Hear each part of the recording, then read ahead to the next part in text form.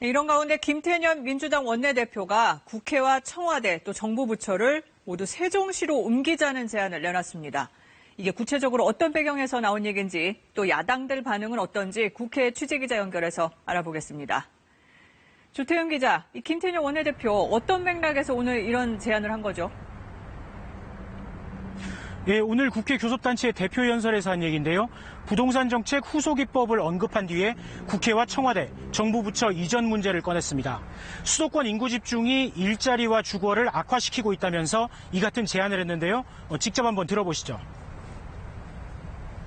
국회가 통째로 세종시로 이전해야 합니다. 아울러 더 적극적인 논의를 통해 청와대와 정부 부처도 모두 이전해야 합니다. 그렇게 했을 때 서울 수도권 과밀과 부동산 문제를 완화할 수 있습니다.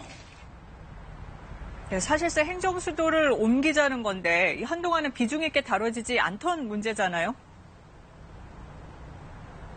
예, 사실 대전 충남 지역 의원들을 중심으로는 꾸준히 나왔던 얘기긴 합니다. 그런데 여당 원내대표가 제안한 건 다소 갑작스럽기도 하고 동시에 무게가 다릅니다.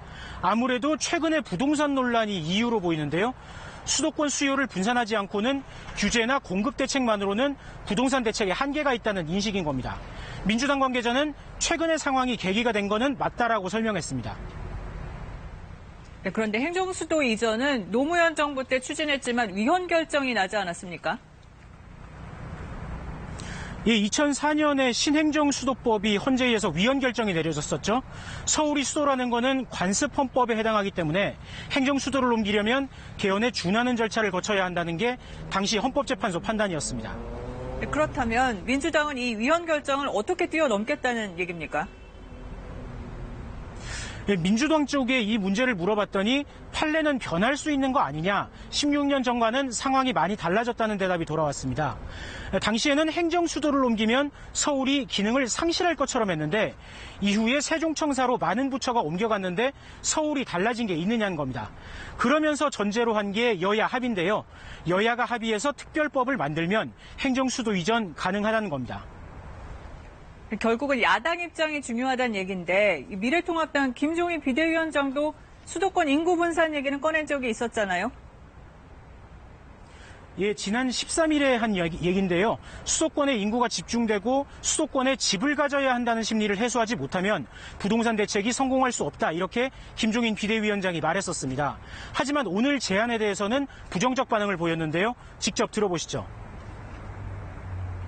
판결문에 의해서 그렇게 할 수 없다는 것이 이미 결정이 됐는데 이제 와서 헌법재판소 판결을 뒤집을 수는 없는 거 아니에요?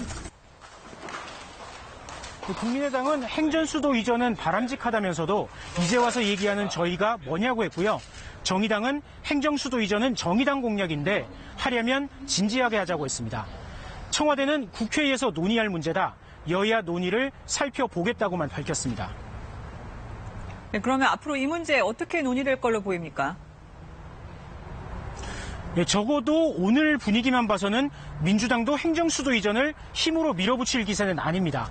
통합당 반대에도 이걸 밀어붙이다가 공수처 같은 모든 정책 이슈를 삼키는 거는 민주당도 원하지 않습니다.